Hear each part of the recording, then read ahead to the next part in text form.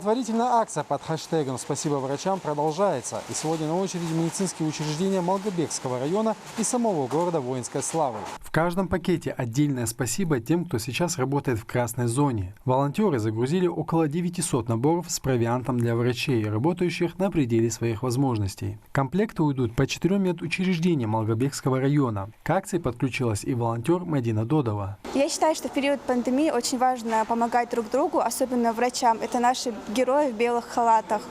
Еще есть другой способ помочь им, кроме раздачи продуктов. Мы можем беречь себя и соблюдать самоизоляцию. В акции по доставке продуктовых наборов участвуют и депутаты-партийцы городского совета, которые надеются, что врачи и весь медицинский персонал в редкие и короткие минуты отдыха смогут подкрепиться, выпить чай или кофе с печеньем и конфетами. Даже простое спасибо дает медработникам новые силы для борьбы за каждую жизнь, говорят представители партии «Единая Россия».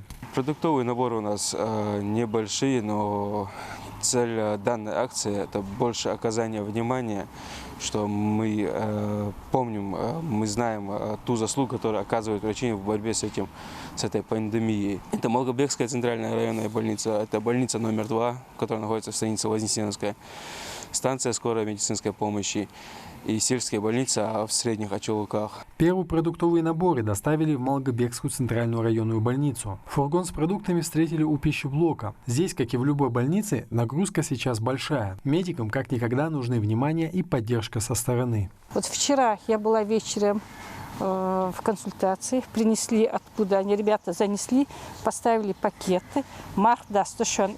Я посмотрела, конечно, это приятно. В Очелукинской участковой больнице на данный момент нет инфицированных, но места для их приема в случае необходимости подготовлены. Медики во все времена были на передовой, а в нынешней ситуации это особенно проявилось. И многие готовы к самопожертвованию, рискуя здоровьем на своем посту. Сотрудники нашей больницы тоже принимают участие в оказании помощи. Участковые врачи выезжают на участок, смотрят больных и выезжают туда, в инфекционное отделение. Там тоже работают, 2 недели проработали. Нам было очень приятно за то, что нас не забывают, о нас помнят и оказывают внимание, тем более в такое тяжелое время, когда все мы нуждаемся в поддержке и населения, и мы, медработники. Ситуация с пандемией сплотила в борьбе с инфекцией. Одни работают на передовой, как в военные годы, другие обеспечивают тыл. Это мы с вами, простые жители, которые можем помочь и делом, и добрым словом. Харон Аздоев, Магомед Шаухалов, Новости 24.